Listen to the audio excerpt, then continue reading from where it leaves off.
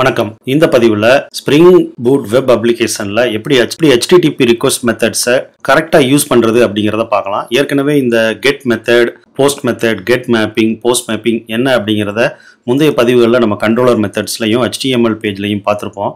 So இந்த HTTP methods எதுக்கு use ஆகுது அப்படின்னா இதுல நிறைய மெத்தட்ஸ் இருக்கு. நம்ம இன்னைக்கு பார்க்கறது கெட் அண்ட் போஸ்ட் தான். இந்த கெட் மெத்தடுங்கிறது ஒரு பர்டிகுலர் ரிசோர்ஸை சர்வரில் லொக்கேட் பண்ணுறதுக்காக யூஸ் ஆகும். சிம்பிளாக சொல்ல போனால் எனக்கு ஒரு ஹோம் பேஜ் வேணும், எனக்கு ஒரு லாகின் பேஜ் வேணும், பேஜஸை நம்ம கால் பண்ணி அதை ப்ரௌசரில் டிஸ்பிளே பண்ணணும் அப்படின்னா நம்ம அந்த கெட் மெத்தட் யூஸ் பண்ணுவோம். போஸ்ட் மெத்தட் எதுக்கு யூஸ் பண்ணுவோம்னு பார்த்தீங்கன்னா ஒரு டேட்டாவை சர்வருக்கு அனுப்புறதுக்கு. இப்போ நீங்கள் ஒரு ஃபார்ம் இருக்குது, அதில் user name and password type பண்ணுறீங்க, ஃபைல் அப்லோட் பண்ணுறீங்க, இந்த மாதிரியான அந்த டேட்டாவெலாம் சர்வருக்கு அனுப்புறதுக்காக போஸ்ட் மெத்தட் யூஸ் பண்ணுவோம். இப்போ நம்ம ஸ்ப்ரிங் பூட் அந்த டெமோ ப்ராஜெக்டில் இதை எப்படி பயன்படுத்துறது அப்படிங்கிறத பார்க்கலாம். இப்போ பார்த்தீங்கன்னா நான் ஒரு சின்ன HTML பேஜ் வச்சுருக்கேன். இந்த பேஜில் நான் ஒரு நேமை வாங்கிட்டு அந்த வாங்கின நேமோட ஒரு க்ரீட்டிங் மெசேஜை கன்கார்டினேட் பண்ணி நம்ம கண்ட்ரோலர் மெத்தட் வழியாக ப்ரௌசருக்கு அனுப்ப போகிறோம். ஸோ இப்போ இந்த பேஜை நான் டிஸ்பிளே பண்ணணும். அதுக்காக நான் டெமோ கண்ட்ரோலர் .javaல போய் ஒரு சின்ன கெட் மேப்பிங் அப்படிங்கிறது யூஸ் பண்ணிக்கிறேன். ஏன் இங்கே கெட் மேப்பிங் யூஸ் பண்ணுறேன் அப்படின்னா இந்த பர்டிகுலர் URL கால் பண்ணும்போது நான் ப்ரௌசரில் அந்த URL டைப் பண்ணி அந்த பேஜை ஆக்சஸ் பண்ணுவேன். அதுதான் கெட் மேப்பிங். சிம்பிளாக அந்த ரிசோர்ஸை லொக்கேட் பண்ணுறது.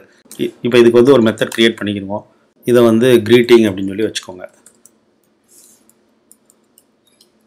ரிட்டர்ன் request.html, அதனால் ரிக்வெஸ்ட் அப்படின்னு கொடுத்தா போதும்.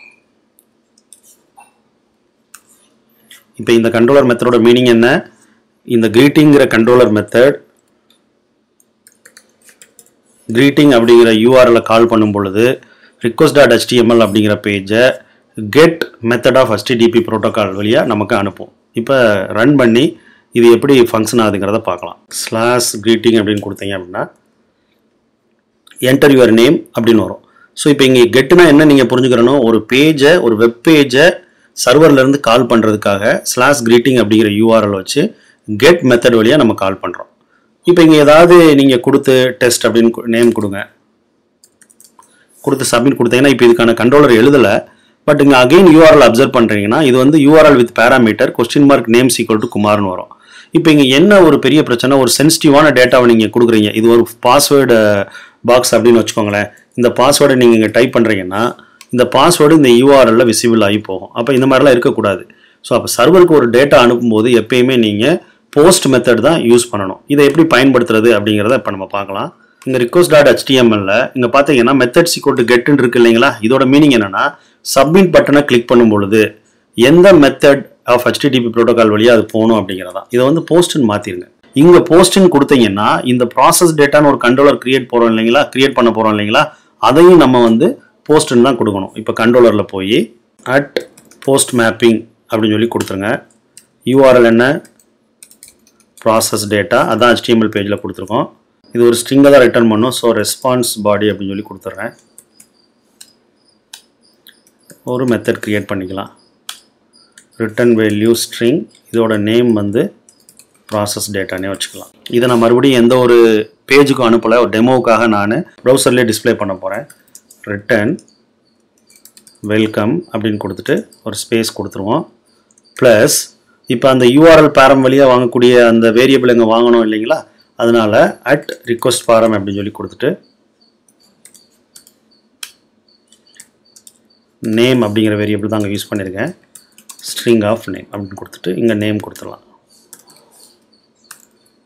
இதோட மீனிங் என்ன அப்படின்னா நீங்கள் அந்த request.html ஃபைலை கால் பண்ணி HTML ஃபைலை கால் பண்ணி நேமை கொடுத்து சப்மிட் பண்ண உடனே போஸ்ட் மெத்தட் வழியாக இந்த நேமுங்கிற அந்த வேல்யூ பாஸ் ஆகி ப்ராசஸ் டேட்டாவில் வெல்கம் ப்ளஸ் நேம்னு ப்ரௌசரில் டிஸ்பிளே ஆகும்.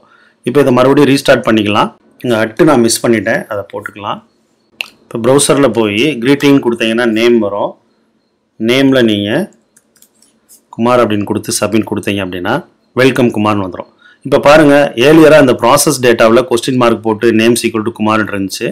இப்போ நம்ம போஸ்ட் மெத்தட் யூஸ் பண்ணதுனால அது என்கிரிப்ட் ஆகி இந்த URL வழியாக வராமல் போர்ட் வழியாக ட்ரான்ஸ்ஃபர் ஆகி நமக்கு வெல்கம் குமார்னு வரும். அதே மாதிரி நேம் தான் இங்கேயும் பாஸ் ஆகுது. உங்களுக்கு புரியணுங்கிறதுக்காக நான் நம்ம முந்தைய பதிவில் இருக்கக்கூடிய டெமோவில் எல்லாம் கெட் யூஸ் பண்ணியிருந்தேன்.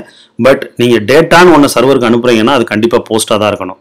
இப்போ இன்னும் ஒரு எளிமையாக எப்பப்பெல்லாம் கெட் யூஸ் பண்ணணும் போஸ்ட் யூஸ் பண்ணணும் அப்படிங்கிறத பார்த்துடலாம். 2 நீங்கள் கான்செப்டை ஞாபகம் வச்சுக்கிறணுங்க. ஒன்று வந்து நீங்கள் HTML பேஜை கால் பண்ணி டிஸ்பிளே பண்ண போகிறீங்கன்னா அது ஒரு ரிசோர்ஸ் சர்வரில் இருக்குது. அதுக்கு நீங்கள் கெட் மேப்பிங் யூஸ் பண்ணிக்கலாம். இதை இன்னொரு விதமாக புரிஞ்சுக்கலாம்னா ப்ரௌசரில் ஒரு வெப் அட்ரஸையோ URL-ஐயோ டைப் பண்ணி என்ட்ரு கொடுக்குறீங்க அப்படின்னா அது கெட் மெத்தடாக தான் இருக்கணும். இப்போ பாருங்கள், இங்கே நான் ஒரு போஸ்ட் மெத்தடை என்ட்ரு கொடுத்தா ப்ரௌசர் எனக்கு ஒரு வார்னிங் கொடுக்கும். பார்த்தீங்களா? ஏன்னா இது வந்து கெட் மெத்தட் கிடையாது, போஸ்ட் மெத்தட் யூஸ் பண்ணியிருக்கிறதுனால ப்ராசஸ் டேட்டாவை என்னால் URL யூஸ் பண்ணி ப்ரௌசர் வழியாக அக்சஸ் பண்ண முடியாது. இதுதான் மெத்தட் 1. மெத்தட் 2 என்னன்னு கேட்டிங்கன்னா, இந்த HTML பேஜில் நீங்கள் ஒரு URL கால் பண்ணுறீங்க இல்லைங்களா, இப்படி ஃபார்மில் URL கால் பண்ணீங்கன்னா இது ஸ்டாண்டர்டாக போஸ்ட் தான் யூஸ் பண்ணணும். இங்கே கெட் யூஸ் பண்ணுறதுனால எந்த ஒரு எரர் வராது. பட் ஆனால் போஸ்ட் தான் யூஸ் பண்ணணும். ஏன்னா இந்த ஃபார்ம் ஒரு டேட்டாவை சர்வருக்கு அனுப்ப போகுது. அப்போ இந்த கண்ட்ரோலர்லையும் அங்கே நீங்கள் போஸ்ட் யூஸ் பண்ணியிருந்தீங்கன்னா அந்த URL-க்கு இங்கே போஸ்ட் மேப்பிங் தான் யூஸ் பண்ணணும், கெட் மேப்பிங் யூஸ் பண்ணக்கூடாது. ஸோ இதை இன்னொரு மெத்தடில் நீங்கள் புரிஞ்சுக்கணும்னா, நீங்கள் ஒரு டேட்டாவை ஃபார்ம் வழியாக சர்வருக்கு அனுப்பினாலோ இல்லை ஒரு ஃபைல் அப்லோட் பண்ண போகிறீங்க அப்படின்னாலோ ஒரு வெப் சர்வீஸ் கால் நீங்கள் யூஸ் பண்ணுறீங்க அப்படின்னாலோ போஸ்ட் மேப்பிங் யூஸ் பண்ணி பண்ணுறது தான் ரொம்ப நல்லது. ஸோ இனி வரும் பதிவுகளில் இன்னும் கொஞ்சம் நம்ம இந்த கண்ட்ரோலரை வந்து அட்வான்ஸாக எழுத போகிறோம். ஒரு கண்ட்ரோலர் வந்து பார்த்தீங்கன்னா பேஜ் கண்ட்ரோலர்னு அப்படின்னு வைப்பேன். அதில் ஃபுல்லாக செட் ஆஃப் HTML பேஜஸை கால் பண்ணக்கூடிய அந்த கெட் மேப்பிங் இருக்கும்.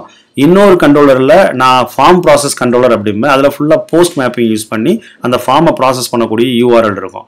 ஸோ இதுதான் கெட்டுக்கும் போஸ்ட்டுக்கும் உள்ள வித்தியாசம். சிம்பிளாக சொல்ல போனால் கெட்டுங்கிறது ஒரு பேஜை எடுத்துகிட்டு வந்து டிஸ்பிளே பண்ணுறதுக்கு மட்டும்தான் நீங்கள் யூஸ் பண்ணணும். அந்த ஃபார்மில் ஏதாவது டேட்டா கொடுக்குறீங்க, அது சர்வருக்கு போகுது, இல்லை நீங்கள் ஒரு ப்ராசஸ் பண்ணி ஒரு வேல்யூவை கண்ட்ரோலர் வழியாக டிஸ்பிளே பண்ணுறீங்க அப்படின்னா அது எல்லாமே போஸ்ட்டாக தான் இருக்கணும். அது ஒரு செக்யூர் வே. இது உங்களுக்கு புரிஞ்சிருக்கும்னு நினைக்கிறேன். இதில் ஏதாவது சந்தேகங்கள் இருந்தால் கமெண்ட் செக்ஷனில் கொடுங்க. நன்றி.